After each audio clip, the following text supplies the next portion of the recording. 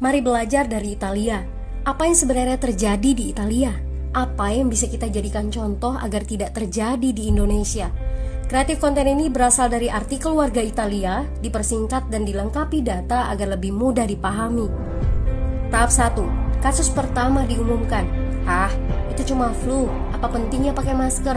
Orang-orang ini cuma lebay. Saya kan sehat, gak bakal ketularan. Gak usah panik lah. Tahap 2. Jumlah positif COVID-19 mulai naik signifikan. Cuma beberapa yang kena. Yang meninggal pun hanya orang-orang tua saja yang emang udah punya penyakit. Hidup seperti biasa aja lah. Pacaran, nongkrong bareng temen, jalan-jalan ke mall. Tetep lanjut. Tahap ketiga, jumlah kasus meningkat dengan cepat, berlipat ganda dalam 1 hari. Tingkat kematian pun bertambah. 7 Maret, lebih dari 5.000 kasus positif COVID-19. Zona merah diberlakukan di Italia. Wilayah yang dikarantina hampir 25% dari luas Italia.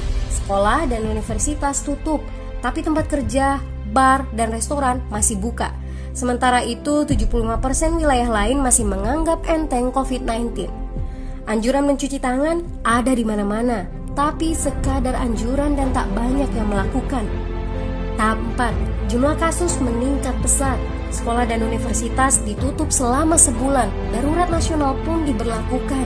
Rumah sakit menambah kapasitas, seluruh kamar dibersihkan untuk memberi ruang bagi pasien COVID-19. Tapi tak ada cukup dokter dan perawat. Ada terlalu banyak kasus pneumonia, terlalu banyak pasien perlu ICU, tapi ruangannya sudah habis, ventilator habis.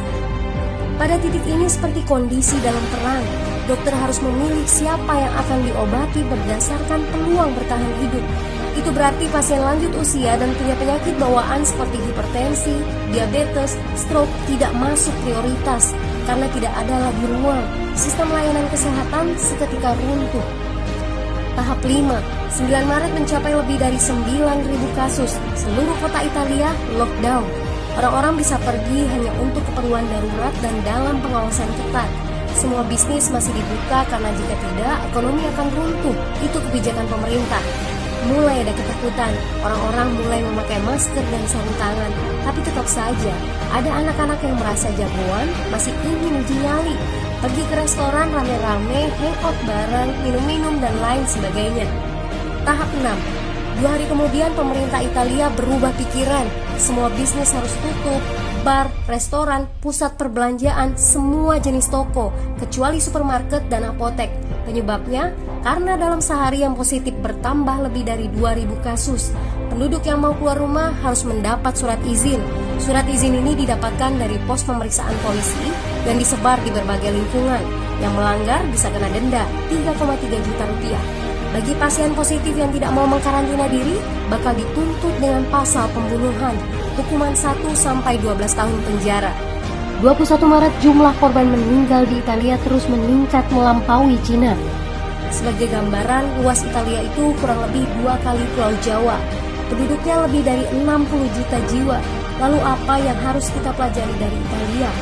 Yuk, mulai dari diri sendiri, mulai dari di rumah aja. Jaga kebersihan lalu isolasi diri dan keluarga. Tidak keluar rumah kecuali sangat penting. Ini saatnya memulai solidaritas. Yang mampu harus mulai membantu yang tidak mampu. Ini adalah bentuk usaha dan doa kita semua. Semoga badai corona ini segera berlalu.